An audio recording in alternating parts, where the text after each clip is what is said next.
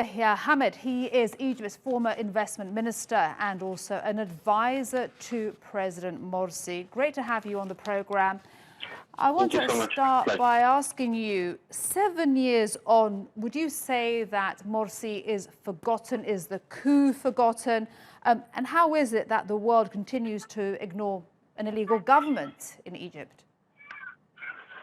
I believe this is a very good question to ask. 7 years with all the atrocities, with all the problems and horrific situation that Egypt is living right now. There are two ways to look into it. This is a continuous struggle of the Egyptian people that are trying to attain and rose in 2011 to attain real independence, real social justice, real law, rule of law, and how the deep state, supported by many of the Western powers that allegedly claim that they are supporting democracy, had to come very fiercely against the protesters, very fiercely against all the Egyptian peoples and all the political colors in Egypt. 7 years from now, which I was in Tahrir Square since day one, I was in Rabaa Square since day one, and I saw all what the revolution has been through. This is a struggle that is beyond the Islamists, that is beyond every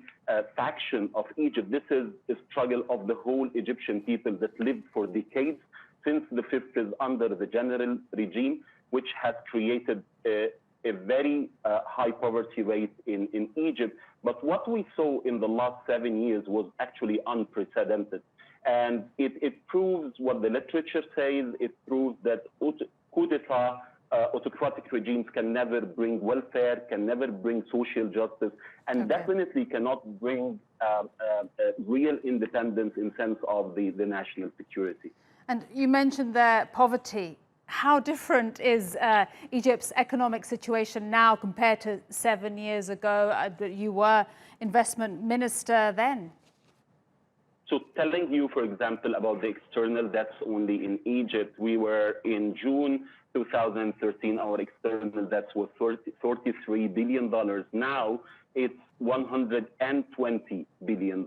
So it's actually went 3 times up only in 6 years. Internal debt was 1.8 billion Egyptian pounds. Now it's 4.8 Egyptian pounds. Just try to imagine that in the last 12 weeks only, Egypt has borrowed $13 billion, $8 billion out of them for the IMF. And 3 years ago, they got another $12 billion from the IMF. Suez Canal, for example, where the General Sisi has invested almost $9 billion, has evaporated because it has created zero increment on the revenue of the Suez Canal, although the General has promised that the rosy future will be coming into the Egyptians. Poverty rate is a very important one.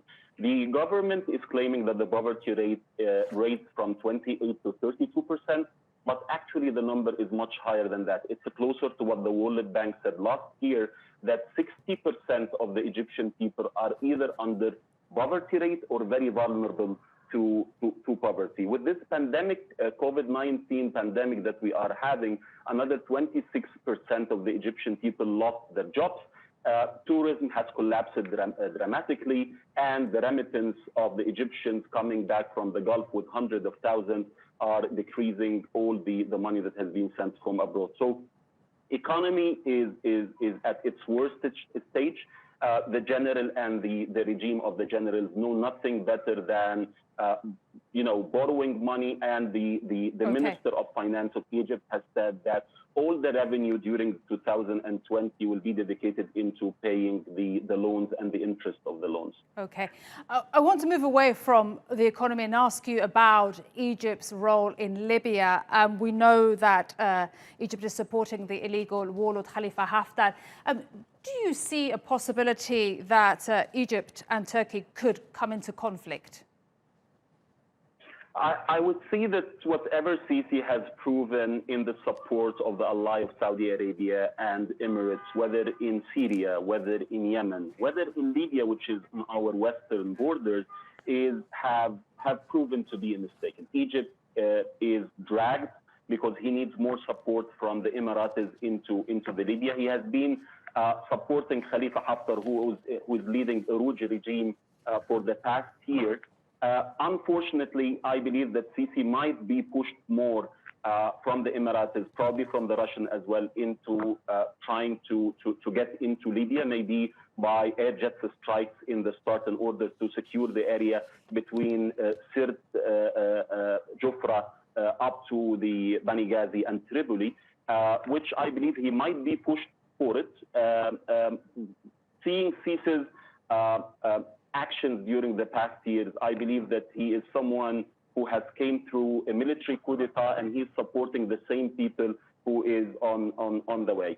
The question right now is not on the Sisi as much as it's on the military institution of Egypt, which I know that the military institution of Egypt, although much controlled by Sisi, but has been opposing for a long time into getting involved into the file of Libya. This now would be the question for me. And if he goes into Libya, my answer to you, he would not be in conflict with the Turkish people, because the Turkish government is now supporting the legal government in Tripoli. So he will be in conflict with the Libyan people.